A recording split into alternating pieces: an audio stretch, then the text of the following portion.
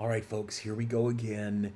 It is Monday morning around 1 a.m. I am recording this from my house, hence the kind of makeshift background because things are a little messy in my office here at home. But I wanted to do this right now, and yes, I have to be super quiet because everybody is asleep. But I wanted to do this story now because I think it's going to be my only opportunity to talk about it this week because we have a very busy production schedule and there is a bit of urgency that I can sense with anything that's happening in Israel right now. But this one is wild. And with all of the war coverage that we're going to continue to bring to you and all of the other stuff that's happening with the geopolitical analysis of the region and all that, I thought I would put this up, especially considering the story that I just brought to you guys a few days ago regarding the Temple Mount and what's happening there. Now, this article is unbelievable what I'm holding in my hand. Now, let me read it to you, and I'll tell you why it's important because this relates to the Temple Mount. This is all about the Ark of the Covenant. Pretty amazing headline here. It says this. It says historic Ark replica makes its Jerusalem debut during Sukkot festival. Basically, when we talk about the Sukkot festival, we're talking about the Feast of Tabernacles. Okay, so this is something that just happened last week, but it's significant because this thing has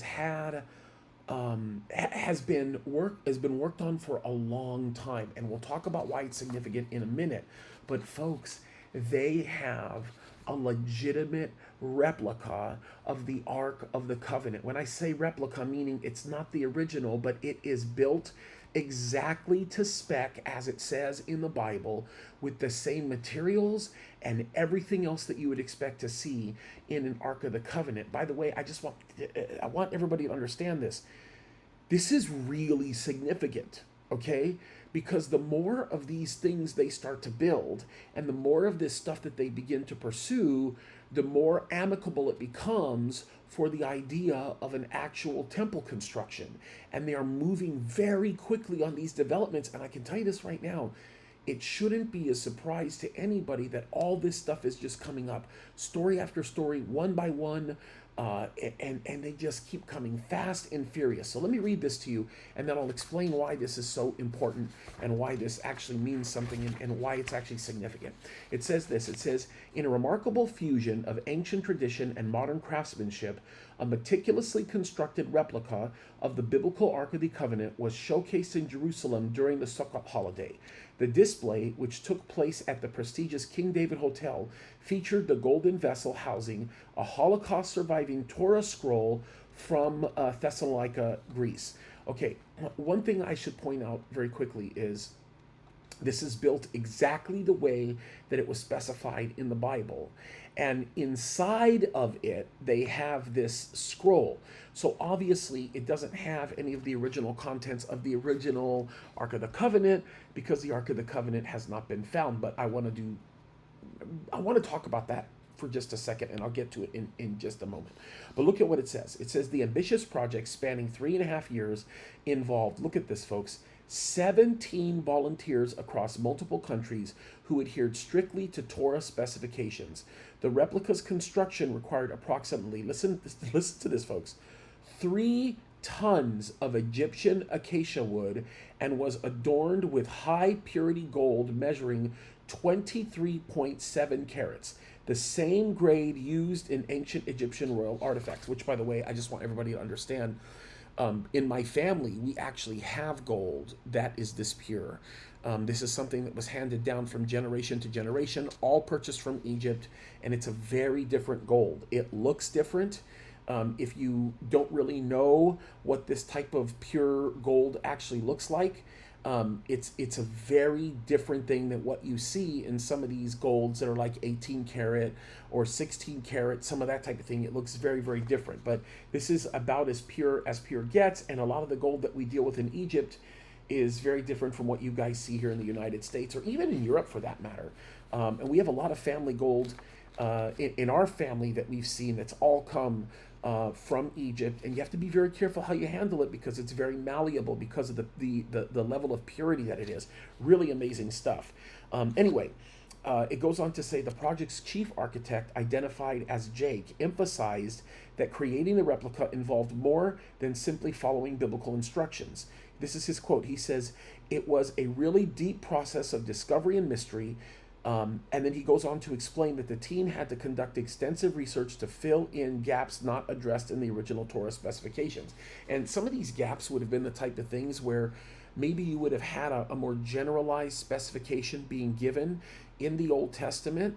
And when the men were crafting it, there would have been an anointing that God would have placed upon these men to be able to do the work that they were doing, where what came out was done by inspiration of the Spirit of God. And some of this stuff would have been unknown. And quite frankly, even the stuff that wouldn't have been understood or known in the Old Testament would have been discovered through Moses's words.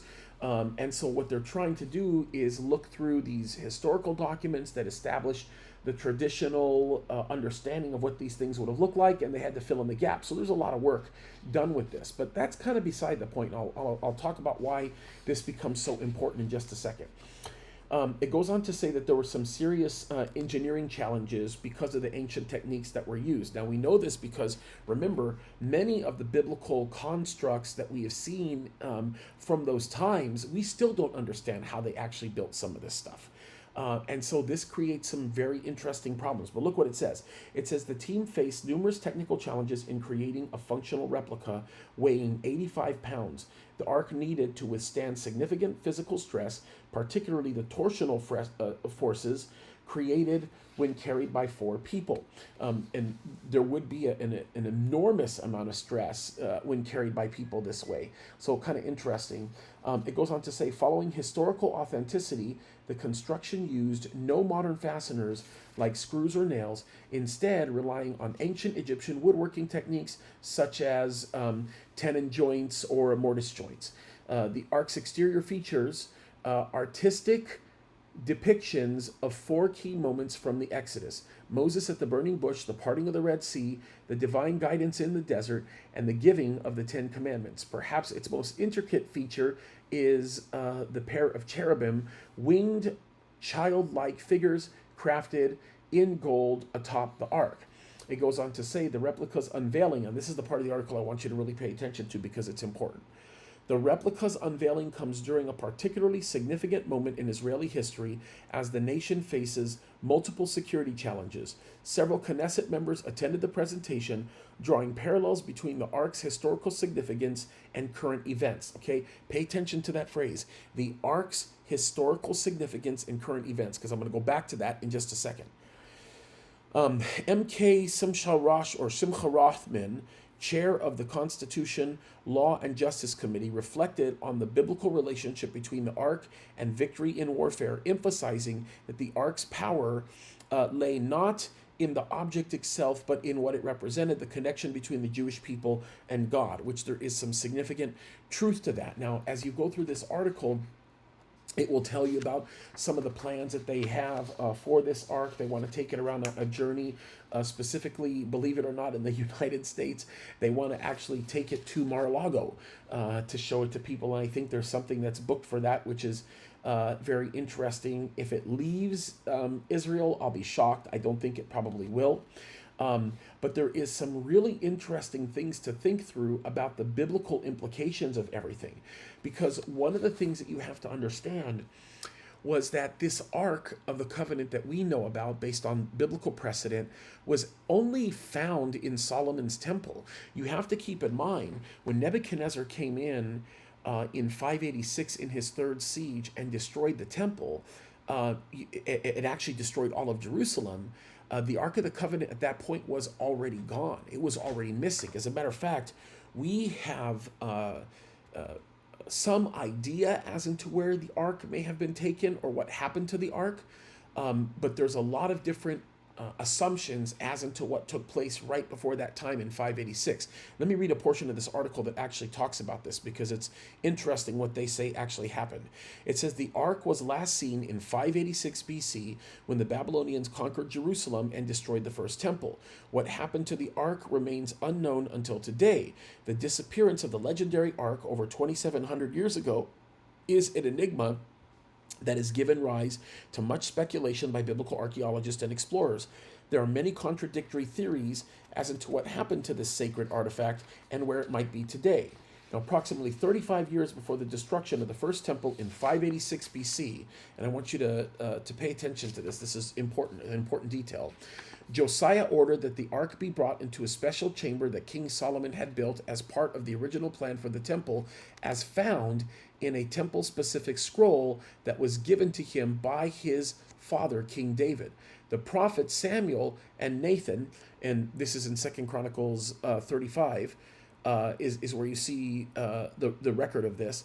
King Josiah foresaw that the temple would be destroyed. They ordered the ark's placement into the secret chamber well before Jerusalem was even being threatened. Again, this is what the article says. There's a lot to say about this, and quite frankly, unpacking some of the historical or the historicity of some of this stuff can be very difficult because according to this article, some of the things that it says, including some of the references to Bible passages, aren't going to always be exact because they're not really based on a lot of solid biblical understanding. But it is interesting to point this out because when you think about this, it brings some pretty significant issues to the table. Now, first of all, I want to point this out because this is important. So many people have said that you need the Ark of the Covenant in order for the temple to be rebuilt and for the temple to be used. That's just not true.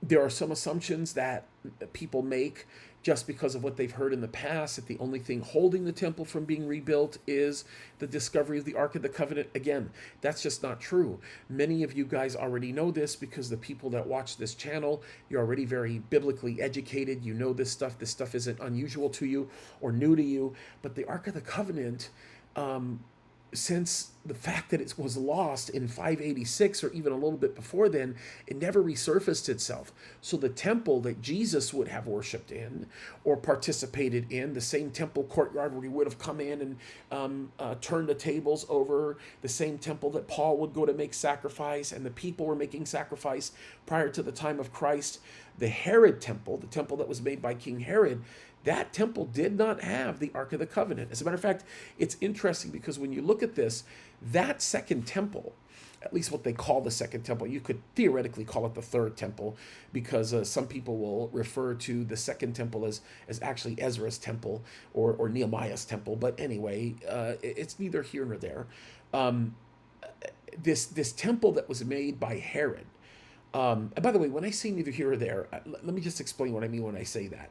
I'm speaking in terms of semantics, okay? We all know the history of this. Some people refer to it as a second temple. Some people refer to it as the third.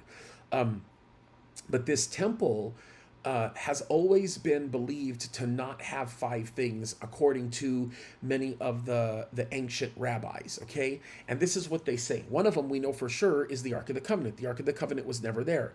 They also say that the sacred fire that was falling from heaven for sacrifices wasn't there. Now that is interesting because there was always a supernatural show of God, which brings us to the other thing that they believed did not exist during the time of Herod's temple. And of course, that would be the Shekinah glory of God, right? This is something that they didn't believe. By the way, the Urim and the Thummim was also missing from the priest's garments during that time period. And we are pretty sure that that was also the case.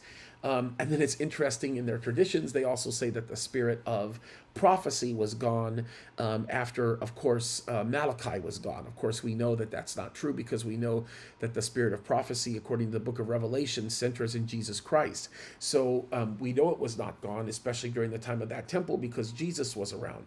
Now, why is this such an important thing? Because, folks, what you need to see is this. You have marked instability happening right now in the Middle East, which is opening up a significant door for the nation of Israel to clean house.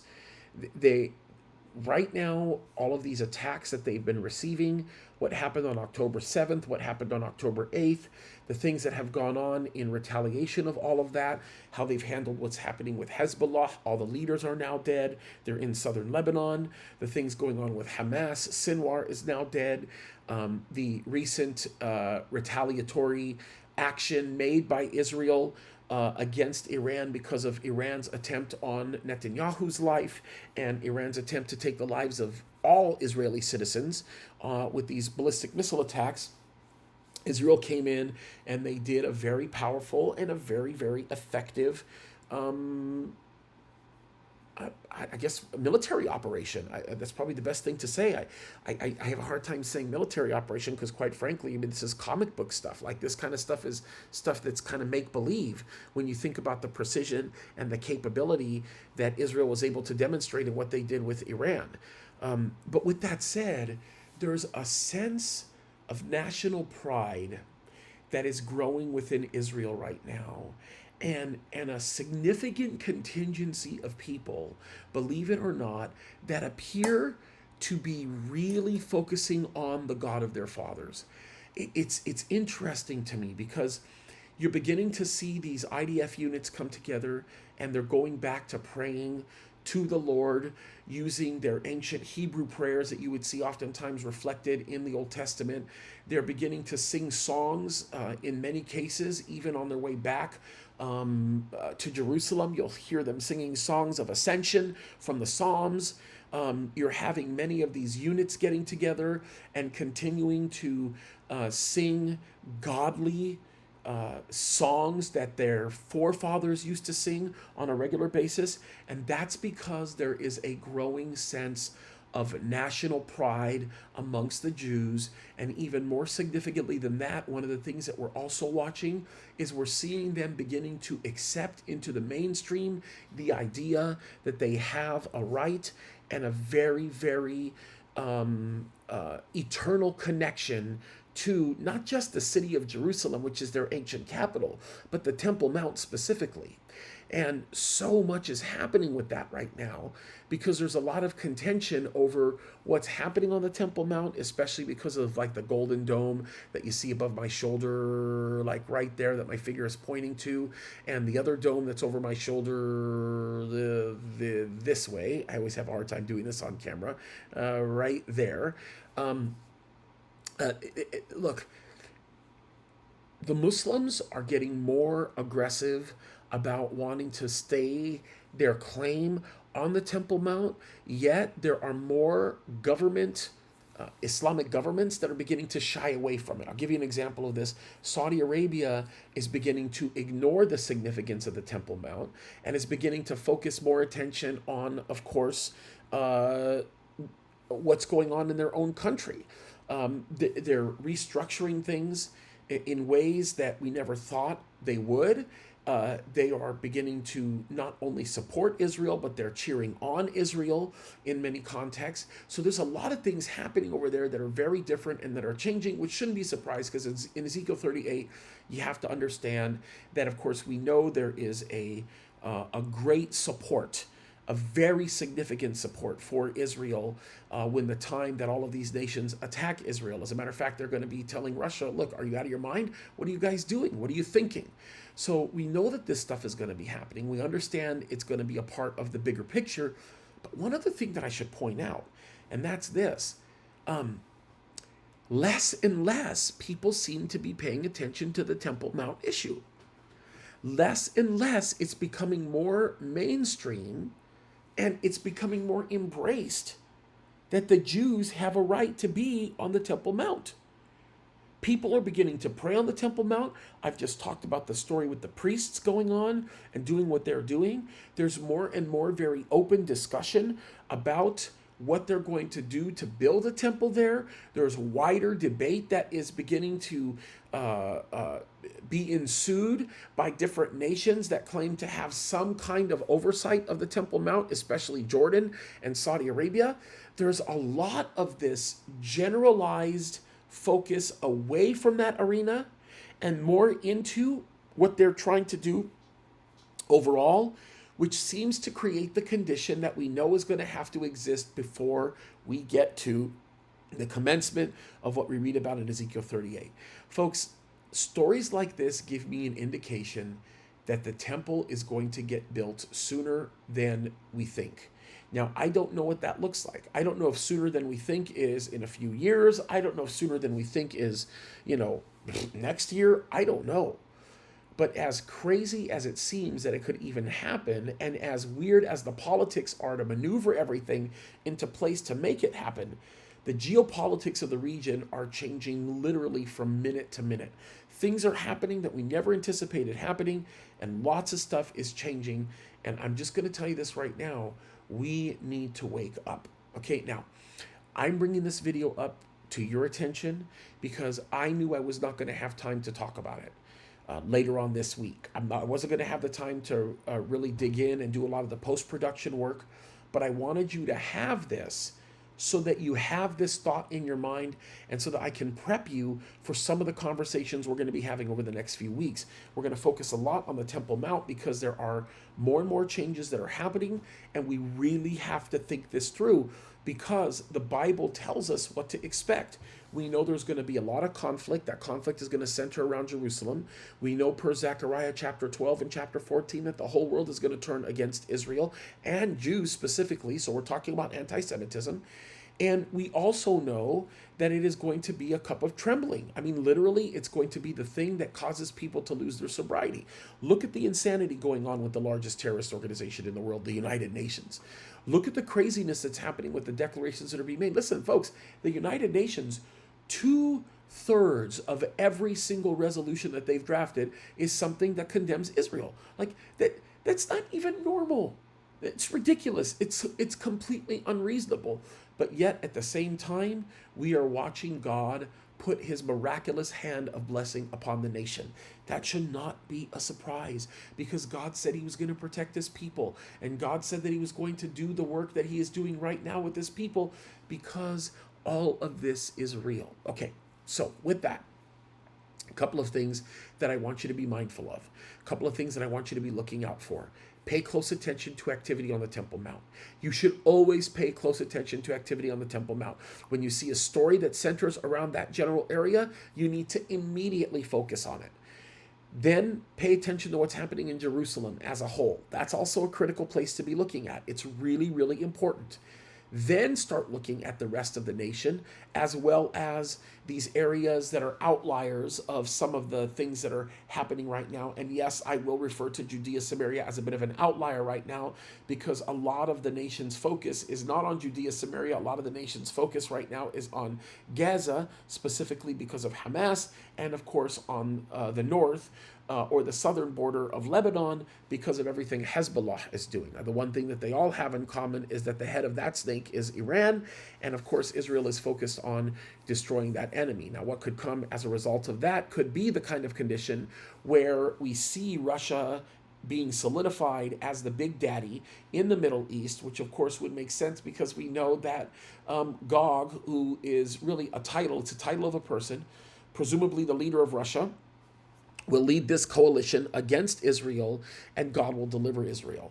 But all the things geopolitically that need to happen to make all that line up is happening. We're watching it.